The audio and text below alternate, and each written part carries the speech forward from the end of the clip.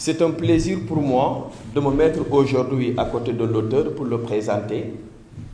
Un homme que j'ai rencontré, un homme que j'ai fréquenté, un homme que j'ai écouté, un homme que j'ai lu dans la mesure où j'ai eu la chance de lire l'ensemble de ses ouvrages qu'il a eu à écrire. Aujourd'hui, on en est au 4e.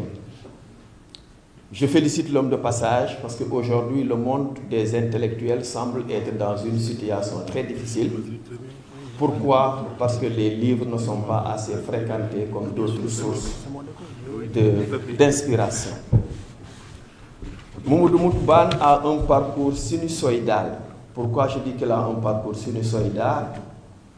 L'homme était d'abord instituteur, ensuite devenu journaliste, et aujourd'hui il est journaliste publiciste pour avoir écrit un certain nombre de livres. Je le lis avec beaucoup de plaisir.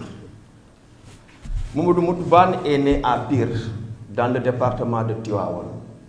Pire, pour ceux qui connaissent ça pertinemment, que Pire est un creuset du savoir. L'homme ne s'en est pas limité là. Il est allé à la conquête du Sahel pour travailler sur des questions qui intéressent l'ensemble des dirigeants de nos États. Je commencerai d'abord par présenter l'homme en tant qu'instituteur.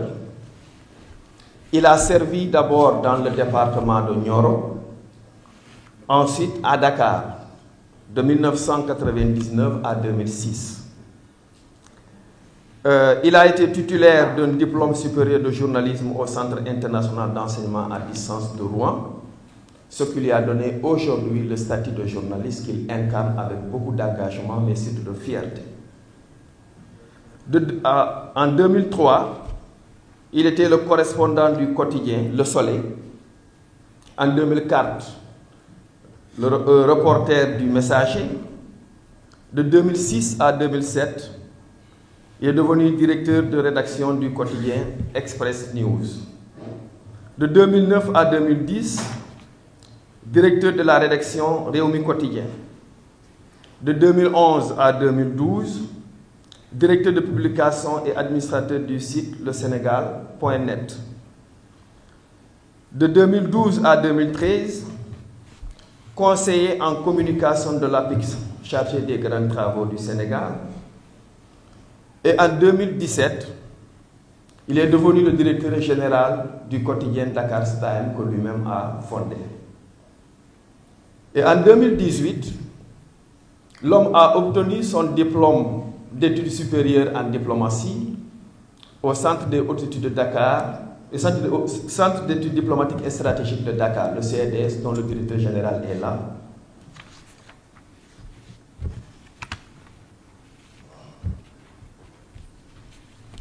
L'homme est devenu aujourd'hui écrivain avec la publication de son 4e ouvrage. Mais c'est intéressant que revienne un peu sur les 3 premiers qu'il a eu à écrire avant d'en venir au 4e. Crime organisé dans le Sahel, l'utilisation du numérique et les politiques de prévention. Ouvrage publié à Dakar par l'Harmattan en 2018 avec 216 pages.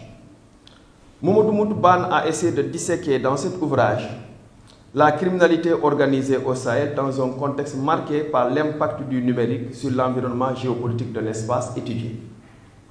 Il explore les vulnérabilités sécuritaires de la dite région, touchée de plein fouet par l'insécurité, se symbolisant par le terrorisme, le trafic illicite, la piraterie maritime, l'immigration illégale et irrégulière, mais surtout la cybercriminalité sur laquelle il a beaucoup insisté.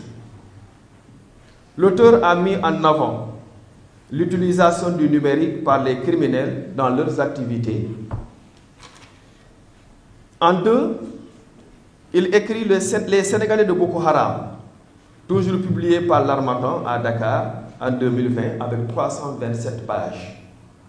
Dans cet ouvrage, Mamadou Moutbane analyse l'implication et la place des jeunes Sénégalais qui se sont engagés dans ce groupe terroriste qui sévit au Nigeria. Il y aborde le processus de recrutement du groupe, ciblant des jeunes qui souffrent de chômage et de pauvreté. Aussi met-il en exergue motivation et le financement des activités, les voyages et les itinéraires des candidats au combat du groupe, dirigé alors par Aboubakar Shekau, qui est considéré comme la faction la plus extrême du mouvement Boko Haram. En 3, il écrit « Lutte contre le terrorisme et la criminalité au Sahel, la nouvelle stratégie du Sénégal », publié par le Carré culturel en 2023, avec 257 pages. Dans cet ouvrage, l'auteur a tenté d'étudier, d'analyser et d'expliquer le phénomène du terrorisme qui sévit en Afrique en général, mais notamment dans l'espace sahélo-saharien. En effet, il défend l'idée selon laquelle le retour à la force et aux opérations militaires ne suffit pas aujourd'hui pour juguler le phénomène terroriste. Et le 4e, insécurité au Sahel, sortir de la crise. Je ne vais pas beaucoup insister sur cet ouvrage dans la mesure où c'est mon ami le colonel Babacar Diouf qui va s'en occuper. Moutouba ne s'est pas arrêté à la publication de ses ouvrages, mais il a fait également d'autres publications intitulées en 1 « Réflexion sur la rébellion en Casamance », 2 « Réflexion sur le terrorisme », problématique qui n'a rien à voir, ou bien aspect qu'il a abordé différemment par rapport à ce qu'il a dit dans ses ouvrages. 3 « Réflexion sur les failles du système éducatif sénégalais », comme c'est un instituteur, l'homme s'y connaît. 4 « Réflexion sur la sécurité numérique ». 5 « Réflexion sur les solutions sécuritaires au Sénégal ». 6 « Réflexion sur la criminalité dans la banlieue dakaroise ». 7 « Réflexion sur la nouvelle loi de la sécurité au Sénégal. Je demanderai l'autorisation à l'auteur de me permettre de m'en arrêter là, dans la mesure où c'est un ami, c'est un collaborateur, mais j'ai préféré retirer le mot ami pour être beaucoup plus objectif. Voilà. Je vous remercie. Merci. Excellent. Merci. Excellent. Merci.